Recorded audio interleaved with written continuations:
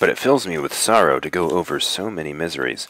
Therefore, since I want to pass over all I can leave out, I shall go on to say that when our city was in this condition and almost emptied of inhabitants one Tuesday morning, the venerable church of Santa Maria Novella had scarcely any congregation for divine service except, as I have heard from a person worthy of belief, 7 young women in the mourning garments suitable to the times, who were all related by ties of blood, friendship, or neighborship. None of them was older than 28 or younger than 18. All were educated and of noble blood, fair to look upon, well-mannered, and of graceful modesty. I should tell you their real names if I had not a good reason for not doing so, which is that I would not have any of them blush in the future for the things they say and hearken to in the following pages. Laws are now strict again, whereas, for the reasons already shown, they were very lax, not only for persons of their age, but for those much older. Nor would I give them an opportunity to the envious, always ready to sneer at every praiseworthy life, to attack the virtue of these modest ladies with vulgar speech. But so that you may understand without confusion what each one says, I intend to give them names wholly or partly suitable to the qualities of each.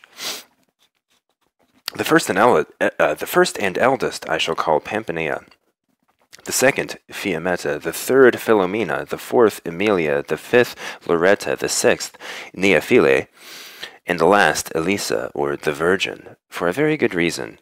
They met, not by arrangement, but by chance, in the same part of the church, and sat down in a circle. After many sighs, they ceased to pray, and began to talk about the state of affairs and other things. After a short space of silence, Pampinea said, "Dear ladies, you must often have heard, as I have, that to make a sensible use of one's reason harms nobody. It is natural for everybody to aid, preserve, and defend his life as far as possible. And this is so far admitted that to save their own lives, men often kill others who have done no harm. If this is permitted by the laws which are concerned with the general good, it must certainly be lawful for us to make any reasonable means for the preservation of our lives. When I think of what we have been doing this morning, and still more on former days, when I remember what we have been saying, I perceive that you must perceive that each of us goes in fear of her life. I do not wonder at this, but since each of us has a woman's judgment, I do wonder that we do not seek some remedy against what we dread. In my opinion, we remain here for no other purpose than to witness how many bodies are buried, or listen whether the friars here themselves, reduced almost to nothing, sing their offices at the canonical hours, or to display by our clothes the quantity or quality of our miseries to anyone who comes here. If we leave this church, we see the bodies of the dead and the sick being carried about, or we see those who have been exiled from the city by the authority of the laws for their crimes, deriding this authority because they know the guardians of the law are sick or dead, and running loose about the place. Or we see the dregs of the city battening on our blood and calling themselves sextons, riding about on horseback in every direction and insulting our calamities with vile songs. On every side we hear nothing but so-and-so is dead, or so-and-so is dying, and if there were anyone left to weep, we should hear nothing but piteous lamentations. I do not know if it is the same in your houses as in mine, but if I go home, there is nobody left there but one of my maids, which fills me with such horror that the hair stands upon my head. Wherever I go or sit at home, I seem to see the ghosts of the departed, nor with the faces as I knew them, but with dreadful looks which terrify me. I am ill at ease here, and outside of here, and at my home, the more so since nobody who has the strength and ability to go away, as we have, now remains here except ourselves.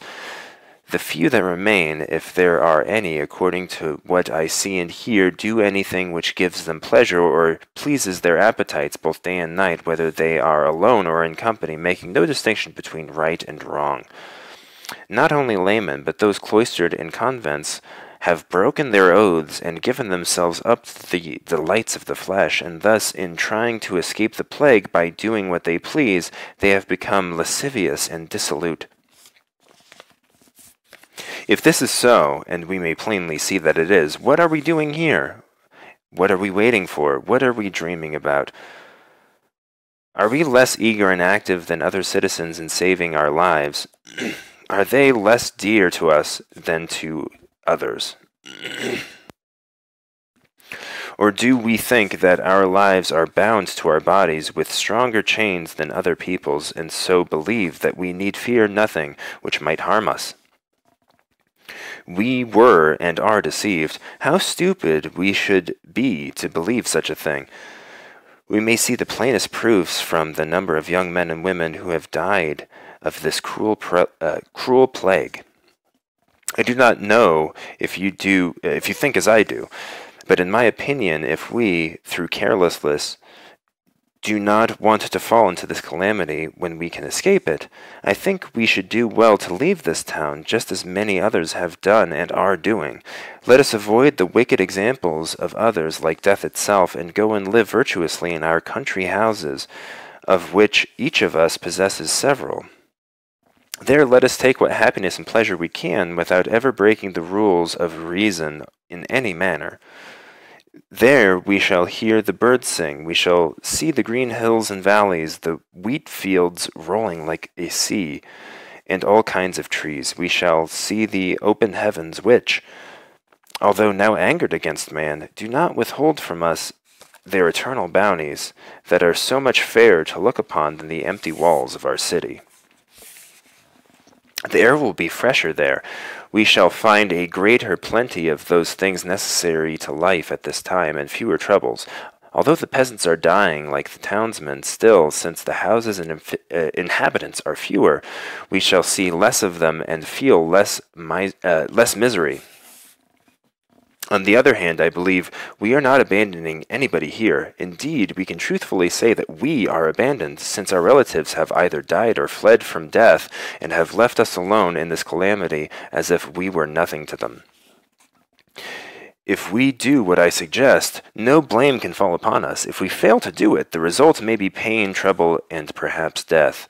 Therefore, I think that we should do well to take our servants and all things necessary, and go from our house to another, enjoying whatever merriment and pleasure these times allow. Let us live in this way, unless death comes upon us, until we see what end heaven decrees to this plague.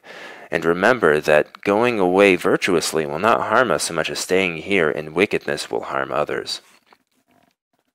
The other ladies listened to what Pamphilea had to say, praised her advice, and in their eagerness to follow it, began to discuss details as if they were going to leave at once. But Philomena, who was a most prudent young woman, said, "Ladies, although what Pamphilea says is excellent advice, we must not rush off at once, as you seem to wish. Remember, we are all women, and any girl can tell you how women behave together and conduct themselves without the direction of some man. We are fickle, wayward, suspicious, faint-hearted, and cowardly. So if we have no guide but ourselves, I greatly suspect that this company will very soon break up without much honor to ourselves.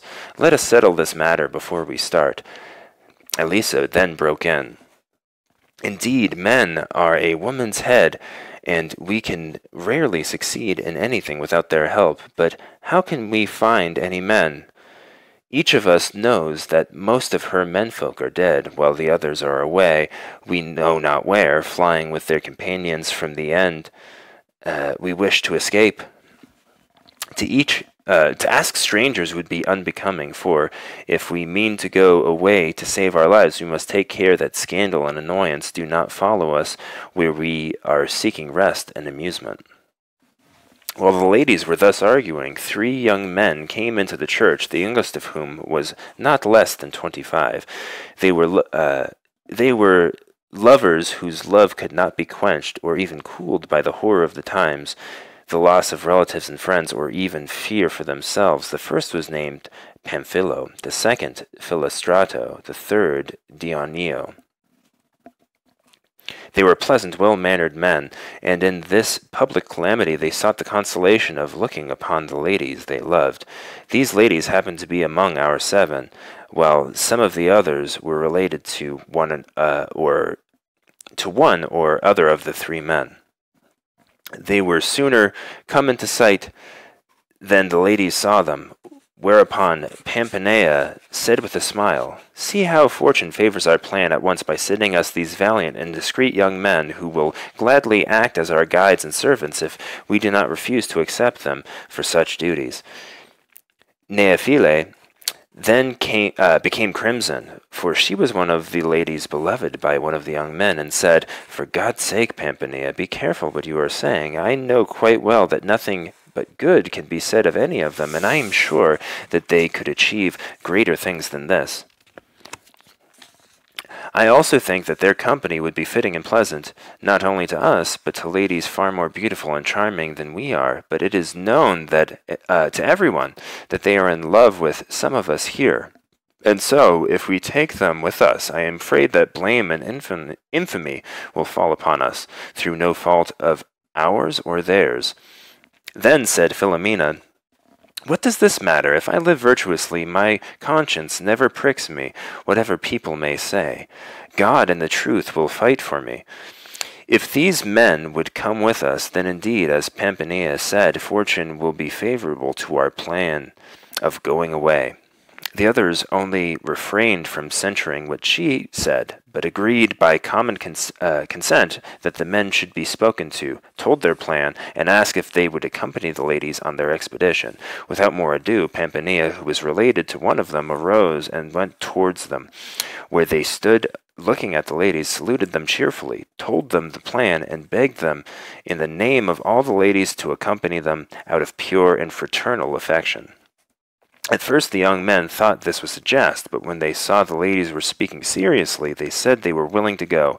In order to start without delay, they at once gave orders necessary for departure.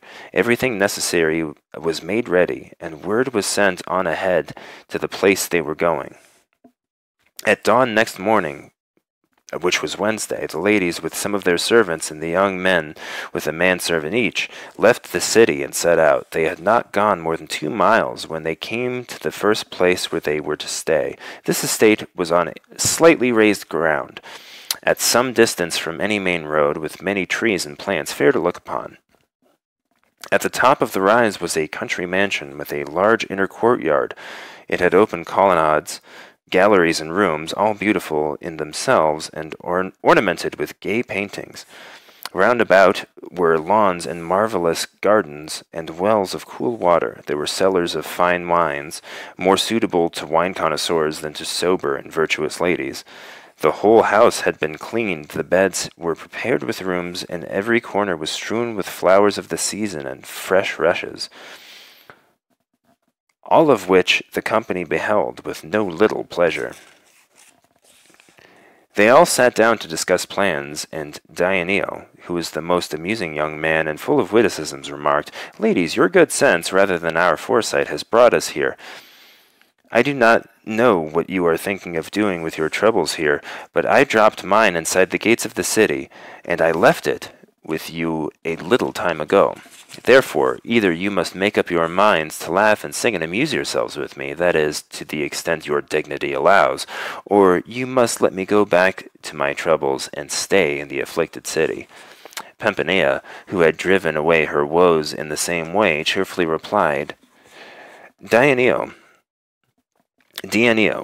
you speak well. Let us amuse ourselves, for that was the reason why we fled from our sorrows. But when things are not organized, they cannot long continue, and since I began the discussion which brought this fair company together, and since I wish our happiness to continue, I think it necessary that one of us should be made the chief, whom the others will honor and obey, and whose duty shall be to regulate our pleasures. Now, so that everyone, both man and woman, may experience the cares as well as the pleasures of ruling, and no one feel any envy at not sharing them, I think the weight and honor should be given to each of us in turn for one day. The first shall be elected by all of us. At vespers, he or she shall choose the ruler for the next day, and so on. While their reigns last, these rulers shall arrange where and how we are to spend our time. These words pleased them all, and they unanimously elected her for the first day. Philomena ran to the laurel bush, whose leaves she had always heard were most favorable in themselves, and did great honor to anyone crowned with them, and plucked off a few small branches and wove them into a fair garland of honor. When this was placed on the head of any one of them, it was a symbol of rule and authority over the rest, so long as the party remained together. Pampinea, thus selected queen, ordered silence. She then sent for the 3 servants of the young men and the 4 women servants of the ladies that they had brought, and said, "To set a first example to you all, which may be bettered, and thus allow our gathering to live pleasantly and orderly and without shame, and to last as long as we desire, I appoint Deianeo's servant Parmeno as my steward, and hand over to him the care of the whole family and of everything connected with the dining hall. Pamphilo's servant Cicerco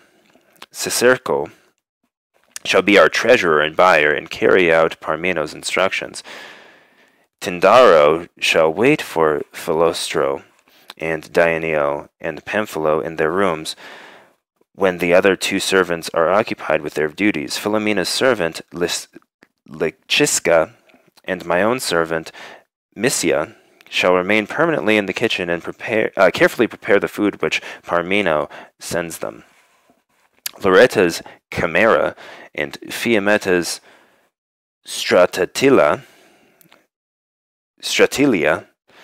shall take care of the ladies' rooms and see that the whole house is clean. Moreover, we will and command that everyone who values our good grace shall bring back only cheerful news, whenever he may go or return from, and whatever he may hear or see." Having given these orders, which were approved by everyone, she jumped gaily to her feet and said, "Here are gardens and lawns and other delicious places, where each of us can wander and enjoy them at will, but let everyone be here at the hour of tierce, so that we could eat together while it is still cool." The company of gay young men and women, thus given the queen's permission, went off together slowly through the gardens, talking of pleasant matters, weaving garlands of different leaves, and singing love songs. After the time allotted by the queen had elapsed, they returned to the house and found that Parmeno had carefully carried out the duties of his office. Entering a ground-floor room decorated everywhere with broom blossoms, they found tables covered with white cloths, and set with glasses, each shone like silver. They washed their hands, and, at the queen's command, all sat down in the places allotted to them by Parmeno. Delicately cooked food was brought, exquisite wines were at hand, and the 3 men servants waited at table. Everyone was delighted to see things so handsome and well arranged, and they ate merrily with much happy talk. All the ladies and young men could dance, and many of them could play and sing, so when the tables were cleared, the queen called for musical instruments. At her command, Deianeo took a lute and Fiametta a viol, and began to play and dance a dance tune. The queen sent the servants to their meal, and then, with slow steps, danced with the 2 young men and the other ladies. After that, they began to sing gay and charming songs. In this way they amused themselves until the queen thought it was time for the siesta, so, at the queen's bidding, the 3 young men went off to their rooms, which were separate from the ladies, and found them filled with flowers as the dining hall had been, and similarly with the women. So they all undressed and went to sleep. Not long after the hour of nones, the queen arose and made the other women and young men also get up, saying that it was harmful to sleep too long during the daytime. Then they went out to the lawn of thick green grass, entirely shaded from the sun. A soft breeze came to them there. The queen made them sit down in a circle on the grass, and said, "As you see, the sun is high and the heat great, and nothing can be heard but the cicadas in the olive trees. To walk about at this hour would be foolish. Here it is cool and lovely, and as you see, there are games of chess and draughts which everyone can amuse himself with, as he chooses. But if my opinion is followed, we shall not play games, because In games, the mind of one of the players must necessarily be distressed without any great pleasure to the other player or the onlookers. Let us rather spend this hot part of the day in telling tales, for thus one person can give pleasure to the whole company. When each of us has told a story, the sun will be going down and the heat less, and we can then go walking anywhere we choose for our amusement. If this pleases you, for I am ready to follow your pleasure, let us do it. If it does not please you, let everyone do as he likes until evening. The men and women all favored the telling of stories. Then if it pleases you, said the queen, on this day I order that everyone shall tell his tale about any subject he likes.